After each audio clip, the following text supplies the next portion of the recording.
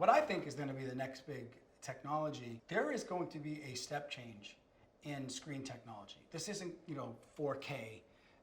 This isn't even virtual reality, but there's technology that will be coming into the market in the next few years that really will allow any screen. It's a lighting technology that will allow it to feel like you can smell, you can feel. It is so incredibly real. It's beyond VR. There's no glasses required.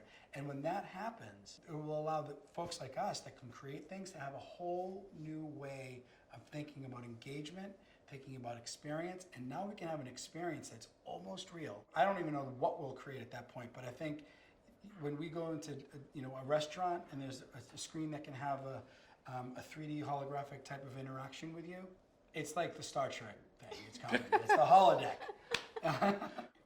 One of the biggest changes in social media is Instagram removing the public likes from content feeds. It's really going to put emphasis on the quality of content because you're not seeing how many people have liked this piece of content. It really puts the emphasis on, is this a good piece of content? Do I like it?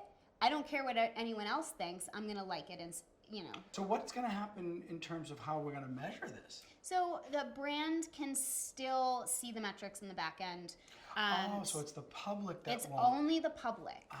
So I think it's a shift in how we think about what's engaging, and it's putting the piece of content, on in the forefront and saying, is this a good piece of content and will it convert for the brand? So it goes back to the data that we need to make sure we're optimizing these pieces of content, making sure that our audience wants to see them, so you take the next step.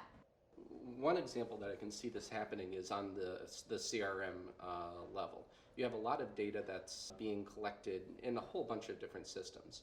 But on a CRM, they're, for the most part, they're just telling you what happens on an individual level. Mm-hmm. For example, SharpSpring, one that we use internally. You can go in there and see the individual patterns of that data.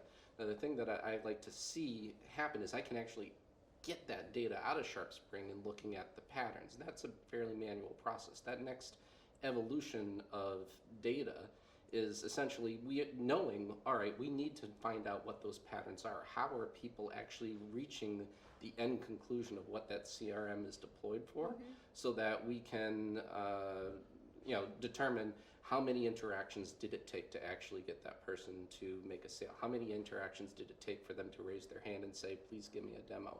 How many interactions did it take to do whatever it is? And what are the type and composition and order of those interactions? Those things are calculable. Instead of going into that low-level data in the future, it's going to be provided for you.